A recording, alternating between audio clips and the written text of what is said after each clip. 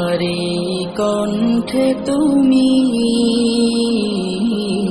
তোমারি বাণী তুলেছ, বুকের দেরাজ তুমি কোরআনের স্থান দিয়েছ। এত ভালোবাসো কেন মালিক আমায়, কি করে শুকুর তার করি আদায়। এত ভালোবাসো কেন মালিক আমায়, এত ভালোবাসো কেন মালিক আমায়।